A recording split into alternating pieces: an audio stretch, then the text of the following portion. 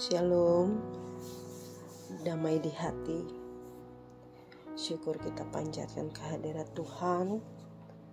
Tuhan tetap terus berkenan bagi kita semua menikmati hari yang baru dengan kekuatan dan kesehatan serta sukacita dan berkat yang baru. Saudara-saudaraku, sebelum kita akan memulaikan seluruh aktivitas kita di sepanjang hari ini, mari kita datang ke hadapan Tuhan, meminta pertolongan Tuhan melalui firman-Nya. Biarlah kita tetap terus diberikan kekuatan, bahkan hikmat, agar kita menjalani hari ini dengan penuh sukacita dan kebijaksanaan yang berasal daripada Tuhan. Sebelum kita membaca dan merenungkan sabda firman Tuhan, mari kita satu di dalam doa. Kami sungguh mengucap syukur Bapa. Terima kasih Tuhan atas kasih sayang-Mu yang tiada henti-hentinya kami rasakan. Kami percaya Tuhan Yesus Kristus, kesempatan boleh menikmati hari yang baru, semua hanya kasih karunia-Mu dalam kehidupan kami. Terpujilah Tuhan untuk setiap berkat, sukacita, kekuatan, bahkan kesehatan yang boleh Engkau berikan bagi kami di hari yang baru ini. Tuhan Allah Bapa dalam kerajaan surga, di saat ini pun kami berdoa Bapa, kami ingin membaca serta merenungkan sabda firman-Mu.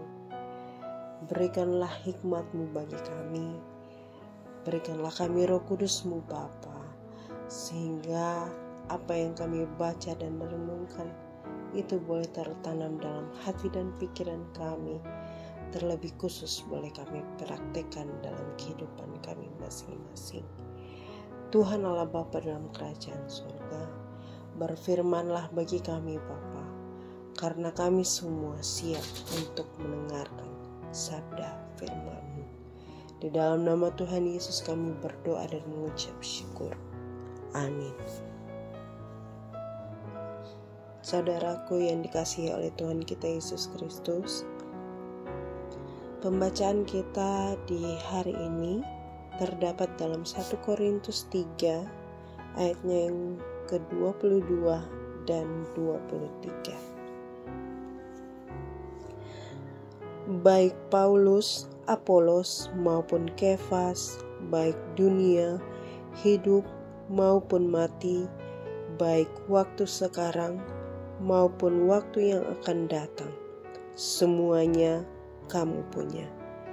Tetapi kamu adalah milik Kristus, dan Kristus adalah milik Allah.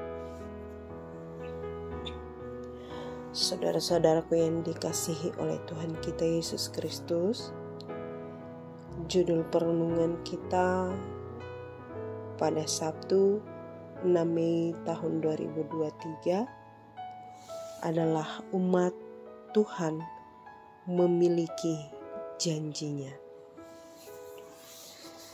Kefanatikan terhadap orang-orang yang pernah memberitakan Injil di Korintus telah berdampak buruk. Jemaat Tuhan di Korintus terpecah-pecah ketika mengidolakan hamba-hamba Tuhan seperti Paulus, Apolos, dan Kefas. Dalam situasi ini, Paulus memberikan pemahaman bahwa semua adalah milik Yesus Kristus. Termasuk umat Tuhan adalah milik Yesus Kristus. Pelayanan adalah milik Yesus Kristus, sehingga segala aspek yang ditimbulkan oleh pelayanan itu semua adalah milik Kristus. Kita memiliki kedudukan yang sama di hadapan Tuhan. Apakah yang menanam atau menyiram, atau yang paling utama dan penting adalah Yesus Kristus yang menumbuhkannya. Saudara-saudaraku yang dikasihi oleh Tuhan kita Yesus Kristus, firman Tuhan kita hari ini mengingatkan betapa besar kasih Tuhan Allah kepada umat yang dipercayainya.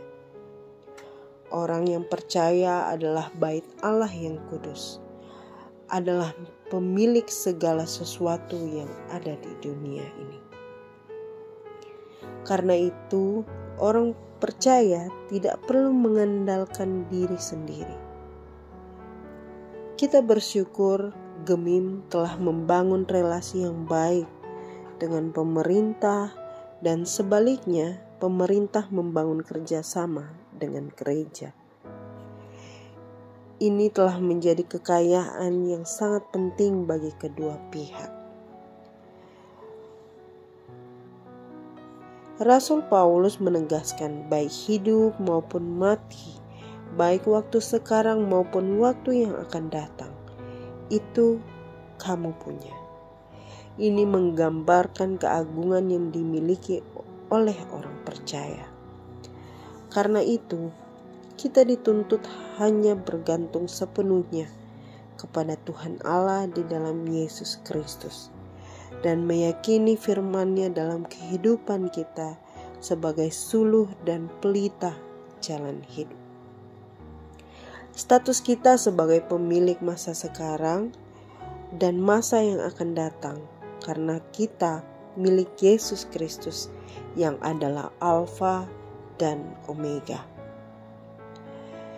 Saudaraku yang dikasihi dan diberkati Tuhan Yesus, orang lain terus berpacu dan tidak jarang memanfaatkan orang lain untuk mencapai tujuannya.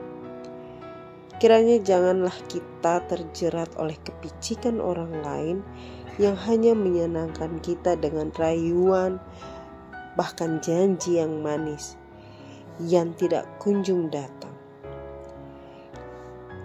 Sewajarnya kita kecewa dan sedih dengan janji palsu.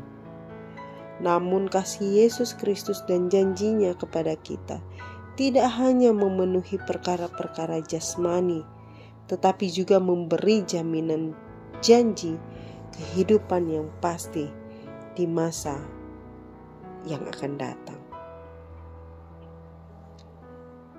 Ia telah mengorbankan nyawanya dan bangkit supaya kehidupan yang kekal menjadi bagian kita sebagai umat yang percaya. Saudara, teruslah berharap bukan kepada sesama manusia, melainkan kepada Dia Sang Pemilik kehidupan. Karena kamu umat Tuhan milik Kristus dan kita memiliki janjinya. Amin. Mari kita berdoa. Tuhan Allah Bapa dalam kerajaan sorga, Tuhan Yesus Kristus, Sang Pemilik kehidupan kami. Terima kasih Tuhan atas firman-Mu di pagi hari ini. Firman-Mu yang tetap terus memberikan kami kekuatan iman, memberikan kami pengharapan yang baru untuk kami jalani hari kehidupan kami. Biarlah Tuhan Yesus Kristus, Engkau mengajarkan kami sebagai umat milik-Mu Tuhan, untuk tetap terus mengandalkan Engkau dalam segala hal, bukan mengandalkan manusia. Ajarlah kami Tuhan, tetap terus menaruh setiap kehidupan kami, mengandalkan Engkau dalam menghadapi bahkan melewati setiap tantangan hidup kami. Terima kasih Tuhan Yesus untuk firman-Mu di pagi hari ini. Di dalam nama Yesus kami berdoa. Amin.